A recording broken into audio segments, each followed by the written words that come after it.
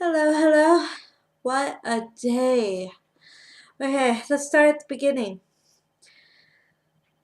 So, Interact is here to help their ALTs, or they want to help their ALTs. So, if anything comes up that we need help, we should contact them and they tell you to contact them. Everything. Like, they want you to contact them if they're saying, okay, instead of being with 2-3 period, you're with 1-3 or something. Like, call us. So, that's what my roommate did with the stalker business. Now, yeah, this guy, I can't remember now if I said in the video about the fact that like that kind of started to follow me. But anyways, so long and story short, by chance the IC saw him yesterday. We were given the green light that my flatmate can go to the police box this morning. Okay, so the police tell her this morning that they know who this guy is. He's been reported, and there's really not a lot they can do. Uh, he has a mental disability, apparently has like a mind of a child or something. So they're reluctant to do anything.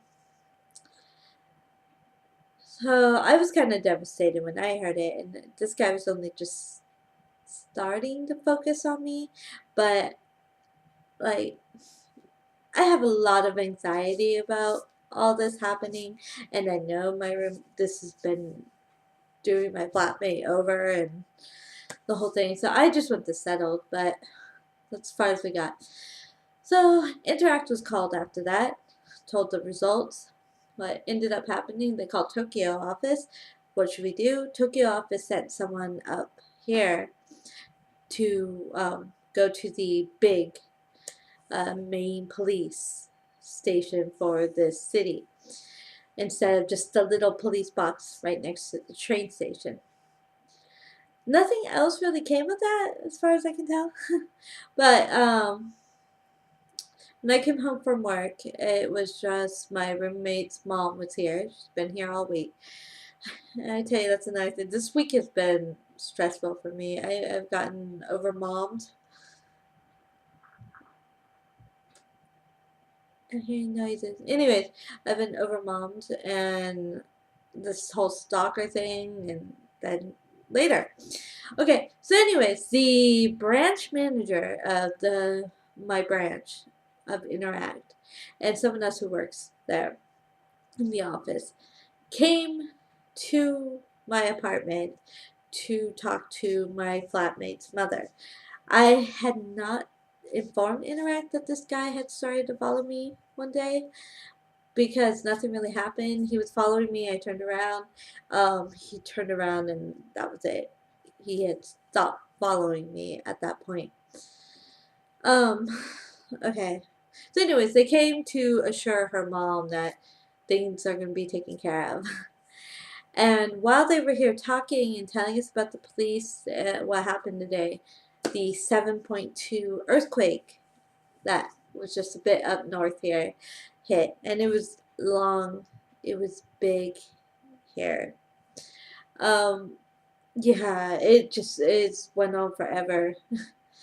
After it hit, we decided to go outside. It still actually wasn't finished by the time we hit outside. I grabbed my phone and my keys, and the branch manager decided, well, the trains are most likely going to be stopped, and my roommate and her mom were going to head into Tokyo via train, so that was no good. So she thought, well, what about maybe the highway bus or something from the main big connect station nearby? Well, it's not really nearby. But anyways, so she decided to drive them to that station. she didn't want me to stay back alone because we didn't know what was going to happen. And I can see the fear of last year, of March 11th, in their eyes as they're thinking like all this through. So they wouldn't let me stay. So I went with them, which is fine. But then I realized that station, and you've seen it like in a couple of my videos, the cafe by the sea. Yeah, it's by the sea, and we had a tsunami warning. I didn't think that through, but I mentioned it to the branch manager whose car I was in, and she said, "Oh, cliff, water, it's fine, it's okay." I'm like, okay. Well, nothing came of that either. But it's about a 40-minute drive from here. When we got to the station, the trains were running again. So my flatmate and her mom went off on the train. She offered to drive me back because the local trains that I would have to take were delayed and are going to be slower. And she had no problem with that. I'm like, oh, okay. And then she asked if I needed anything, and I know I didn't have food, so yeah, we did a Macca's run, a drive-through Macca's run. Oh, McDonald's run. And she ended up buying. I was gonna pay for it. Like she's been driving and everything. I was gonna pay for it because she got a coffee and I got food, and now she paid for it. She's awesome. I'm so thankful for everything she did.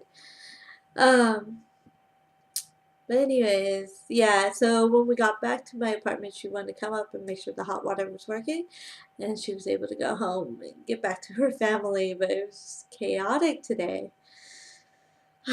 And we talked a lot about in the car, we talked about March 11th, and she told me like my city had no power for about 9 days after the quake and no water for about 3 weeks.